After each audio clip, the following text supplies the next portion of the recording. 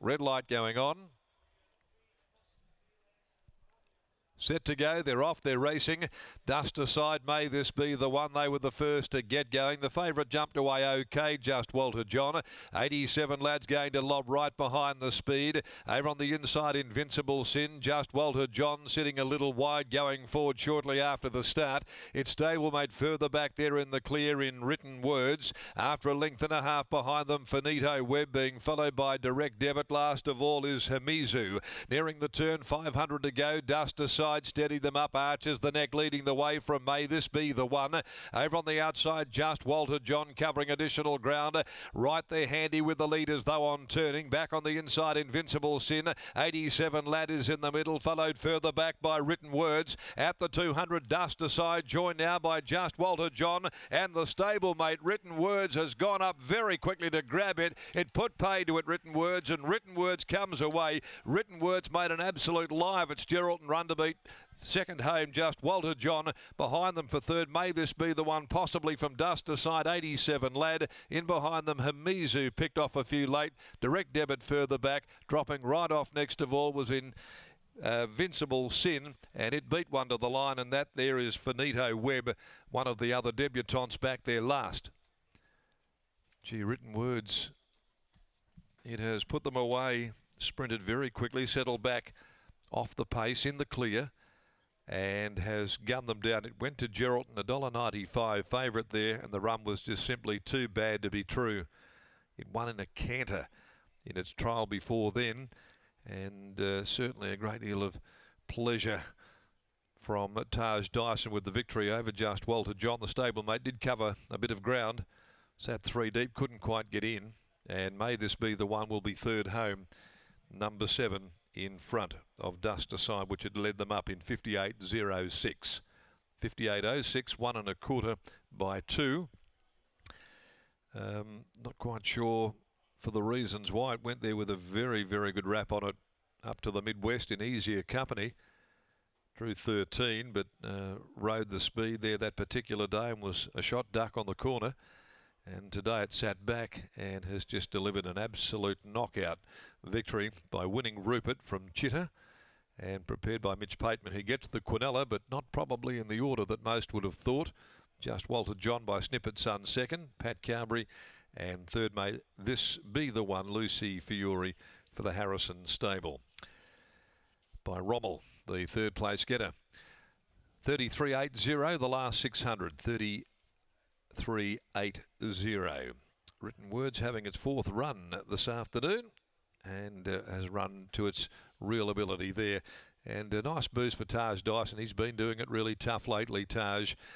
Just trying to keep his weight down. This was one that he could ride 57 today. Great effort by him, and he's been rewarded as well in this A1 Engineering Maiden. Race number 2, the 1800 Maiden, 2:44. And here in the next event, number 9, King of the Town, is the scratching, and they're going to try and lead if possible with 8 in Kingsley Town. Okay, let's go down and we'll get the post-race summation of his 2 horses that have run the Quinella. And that's Mitch Pateman, and he's down there with Lockie. And of course, coming up between races 2 and 3 today, Mitch will be putting He's a Phoenix around in a track gallop with its stablemate Sharma as well this afternoon, Lockie. Looking forward to that for sure, Darren. But Mitch joins me now. Mitch, pre-race, you spoke about the fact that Written Words, he trialled just as good as Just Walter John, but the run at Geraldton certainly dented your confidence and the punter's confidence in him. Nice to see him bounce back today. Yeah, he's a horse we've always had a really good opinion of. Yeah, Geraldton just really ruined all our confidence. I thought he was a Saturday horse and took him to Geraldton, he got rolled. So, yeah, I was thinking I was a mug, but yeah, he's bounced back today. Taj Dyson aboard, 57 kilos. That's a push for Taj. I'm sure that gives you a great sense of satisfaction to give Taj another winner here in town. Yeah, it's good. Obviously, he's been doing it tough. He keeps reminding me how long it's been since he's rode a winner. So to get him a winner's great. Yeah, obviously, everyone knows how much he battles with his weight. So yeah, to get down to 57 is probably a win in itself. But to win a race in town's great.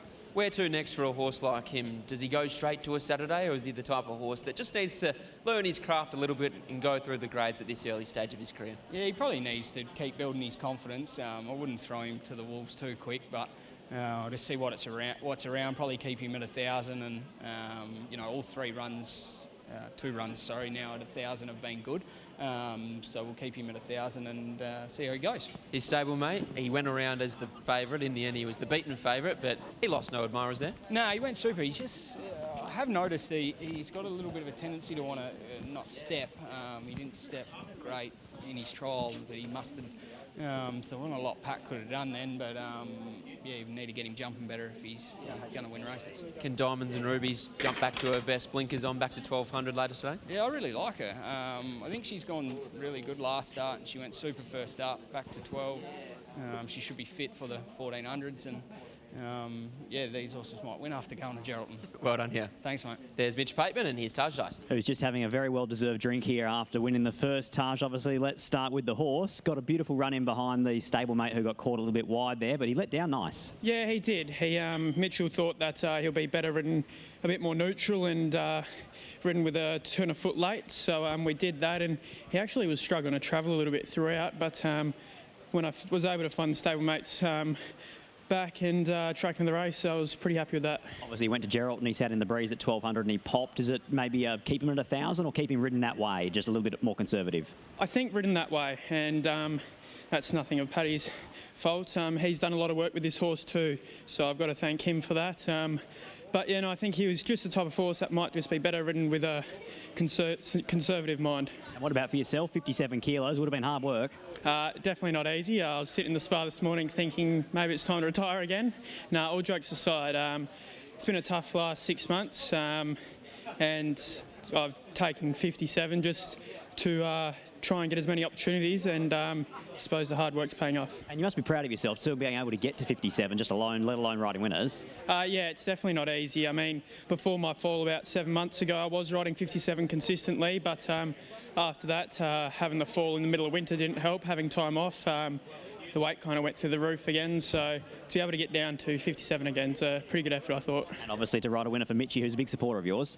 Yeah, he always has been. I always give him a little bit of crap because I need a winner, so I keep trying to ask him to put me on a winner, and he's done that, so pretty happy. Well done, Taj. Thank you very much. There's Taj Dyson. That is going to be the story of the day, all wrapped up after race number 1. Taj Dyson boots home a winner, gives Written Words a 10 out of 10 ride for Mitch Pateman to take out race 1 here at Ascot.